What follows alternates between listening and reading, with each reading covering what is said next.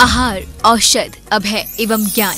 शास्त्रों में वर्णित है ये 4 प्रकार के दान, जिनसे होता है प्राणी मात्र का कल्याण। परम पूज्य वात्सल्य मूर्ति जिन धर्म प्रभाविका आर्यका रत्न श्री 105 सृष्टि भूषण माता जी की मंगल प्रेरणा एवं आशीर्वाद से सृष्टि मंगलम सेवा समिति द्वारा बच्चों की शिक्षा, असहाय गरीबों को इलाज एवं रोजगार प्रदान कर की जा रही है अद्भुत धर्म प्रभावना।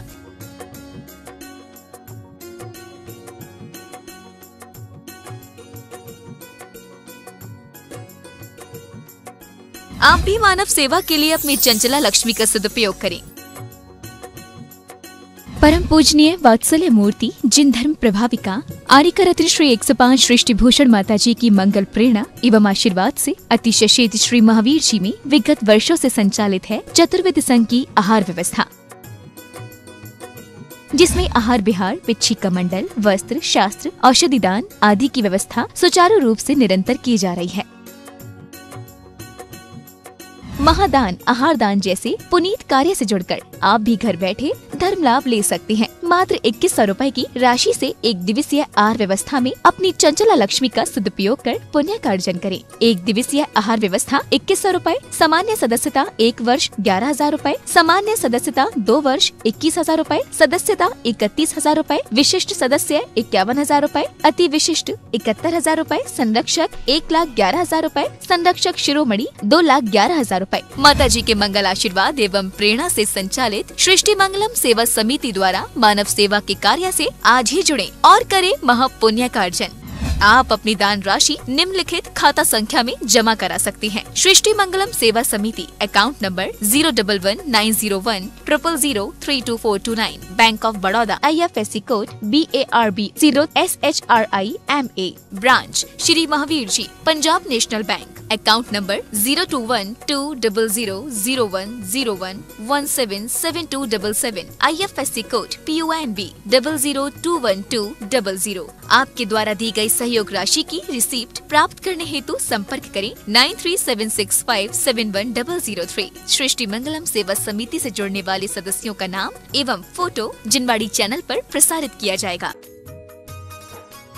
इस कार्यक्रम के पुण्यार्चक हैं श्रीमती राम प्यारी बाई, अध्यापिका मुंगावली वाले, सर्वज्ञ ज्वेलर्स, संस्थापिका सृष्टि मंगलम सेवा समिति, श्री अनिल जैन, श्रीमती शशि जैन, निवासी मुरादाबाद उत्तर प्रदेश, स्वर्गीय श्री हेमचंद्र जैन पुष्पांजलि पीतमपुरा एवं स्वर्गीय श्रीमती पुष्पा देवी जैन की स्मृति में पुत्र एवं पुत्रवधू श्री आनंद जैन, श्रीमती सुधा जैन सृष्टि मंगलम सेवा समिति में धर्म रक्षक का पद प्राप्त किया। श्री संजय जैन, श्रीमती नीलम जैन, निवासी पुष्पांजलि पीतमपुरा। अध्यक्ष रामनगर अहित क्षेत्र श्री विनोद बिहारी, श्रीमती मिथिलेश मोठिया, निवासी रामपुर उत्तर प्रदेश। श्री सुभाष जैन, श्रीमती उमा रानी जैन, निवासी सहारनपुर नानौता वाले। क्योंकि आजकल क्या होता है, पहले हमारे बुजुर्ग कहा करते थे कि जितनी चादर हो उतने ही पैर फैलाना। आजकल हर समय मैसेज आता रहता है, ये ले लो, ये ले लो, और नहीं तो आने वाले दोस्तों और जो भी आपके मिलने वाले वो कहते ये स्कीम चल रही, ये स्कीम चल रही। अरे घर में कितना कबाड़ ला के रख लेते हो। ध्यान रखना है, दिल को भी कबाड़ बना लिया तो कहते हैं क्षेत्र, जिस क्षेत्र में पाप कर्म हो रहे हैं साल भर में, उसमें कम से कम महीना 1.5 महीना पूरे साल में धार्मिक अनुष्ठान भी करो, क्योंकि उस क्षेत्र में हमने पाप किया, उस क्षेत्र में पुण्य भी होना चाहिए।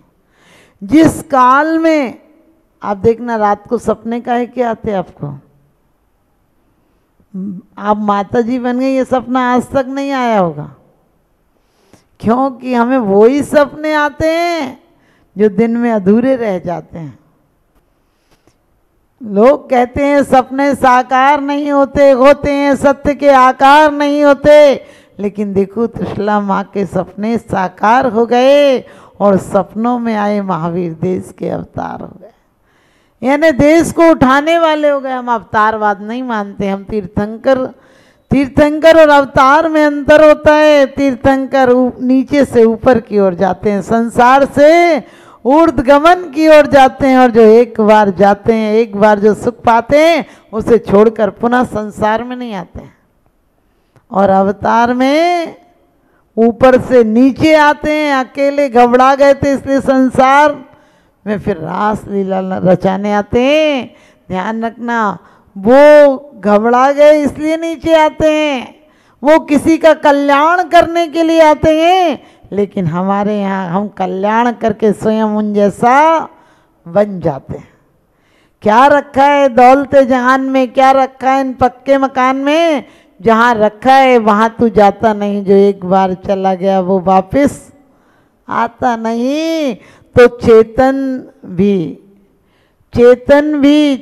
कहते हैं, चेतन भी तीर्थ हैं, चैत्य हैं और अचेतन भी चैत्य हैं। जो परमोदारक केवली भगवान की तीर्थंकर की देह है वो क्या है?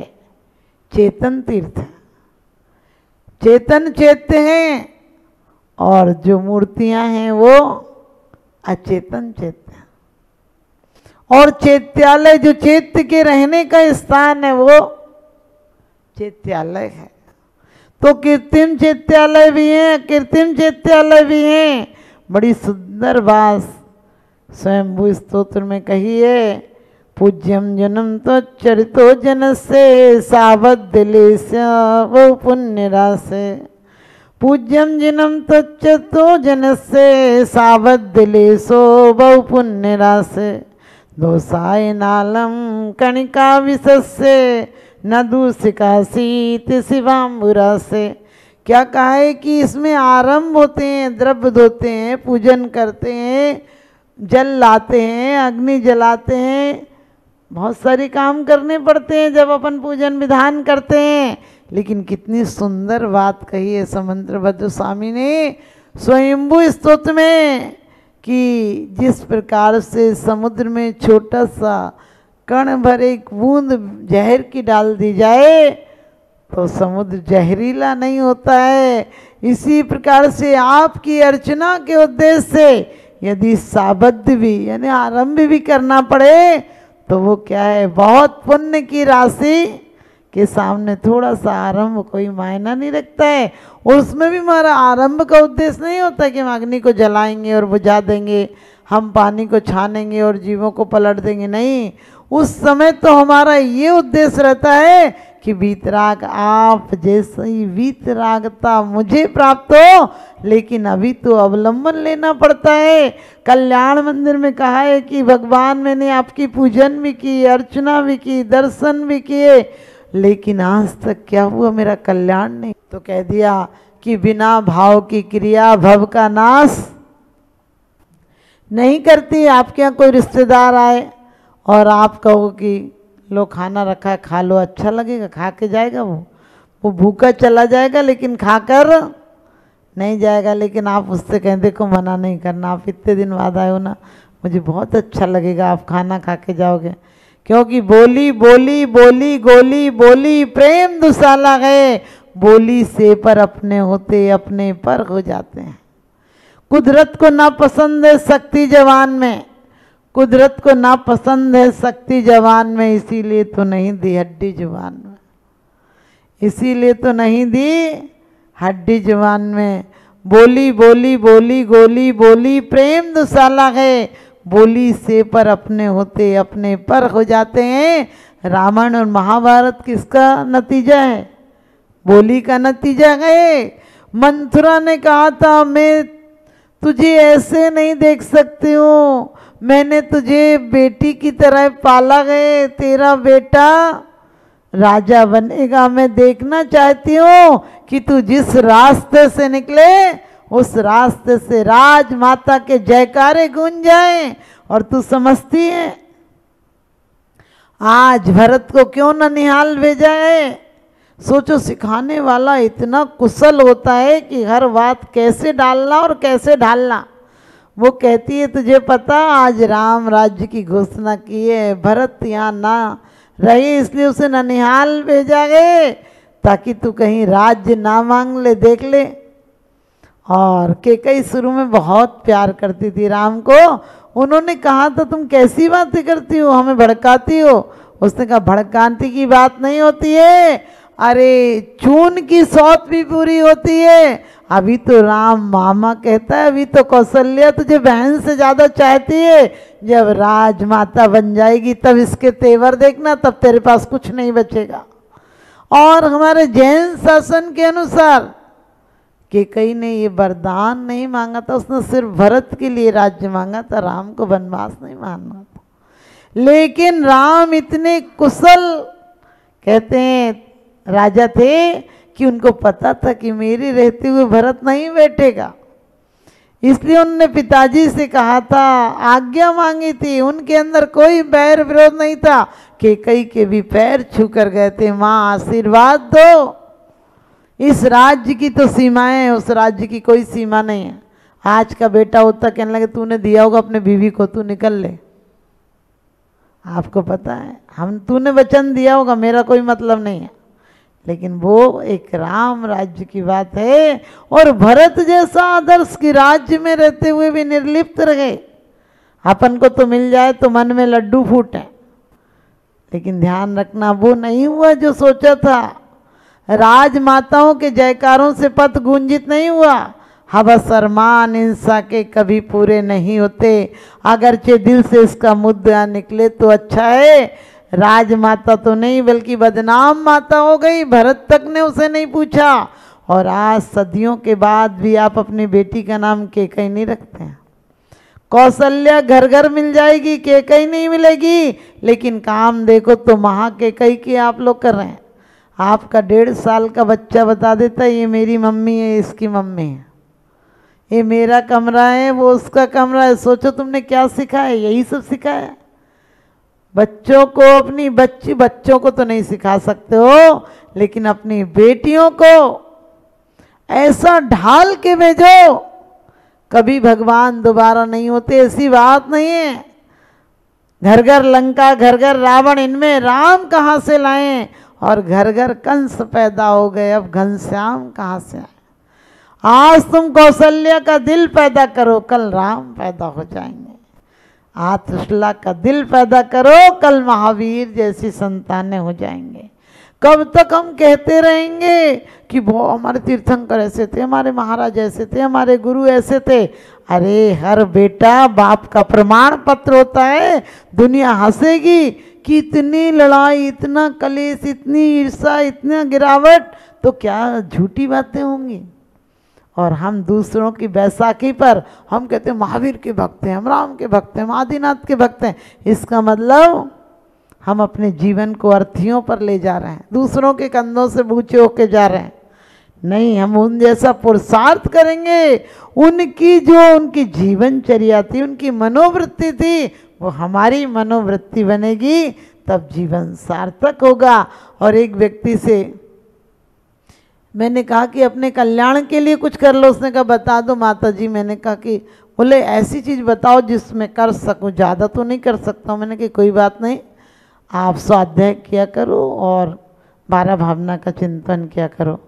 वो बोले ठीक है। दूसरे साल आए, हमने कहा 12 भावना का चिंतन कर रहे हैं? बोले कर रहा हूँ। कि स्वाध्याय कर रहे हो? बोले बिल्कुल अच्छे से। तो मैंने कहा कौन सा ग्रंथ लगा रखा है? बोले द्रव्य संग्रह। मैंने सोचा द्रव्य संग्रह तो द्रव्य संग्रह 6 द्रव्य की बात है। मैंने कहा भाई उसमें कौन सा अधिकार चल रहा है? कहीं नहीं देखा। उसके सबसे टॉप पे जा सकते हैं ना, 3 मंजिल की हाइट है वैसे तो, लेकिन उसके सबसे ऊपर भी जाने के जीने बने और ऊपर जाल लगा हुआ बहुत अच्छा। तो हम वहीं बैठ के ठंडी में सामायिक करते, तो चिताएँ जलती हुई दिखती हैं, तो बच्चे भी दफनाते हैं, जो वो सब दिखते हैं वहाँ से, सारे ही कुछ दिखता है। तो एक व्यक्ति अपने समाज के थे, उनको जला के जा रहे थे, बाद में मंदिर आए तो मैंने उनको बुलाया। जो लोग साथ में गए थे, हमने कहा क्यों तुम लोग कैसे हो, कि वहाँ बातचीत कर रहे थे। बोले माता जी अपनी मौत की याद नहीं आ जाए इसलिए बुलाने के लिए हंस बोल लेते हैं कि ताकि अपनी याद नहीं आ जाए। हम तो पुतगल बोली तूने भूल की, मैं किसी के साथ भूल नहीं करती हूँ, मैं तो संभावना हूँ, मुझे पाकर कोई मोक्ष चला जाता है और कोई निगोद चला जाता है। तो ध्यान रखना, एक काया तो छूटेगी, माया भी छूटेगी, लेकिन प्रभु की छत्र छाया ना छूटे, ऐसा पुरुषार्थ करना है। आप सबका जीवन सफल हो। और आज से ही आप और कुछ तो करोगे तो करते ही हो, लेकिन आज से नियम लेकर जाना कि तेरी मेरी राग द्वेष जो जिसने बेईमानी की है, हमारी सद्भावनाएं और प्रशस्त भावनाएं होंगी तो मैं साता वेदनी का बंध होगा, जहर भी देगा अमृत हो जाएगा, मौत आएगी निर्वाण हो जाएगी। हमारी मौत मातम नहीं निर्वाण बने, यही हमारी भावना है। बोलिए आदिनाथ भगवान की।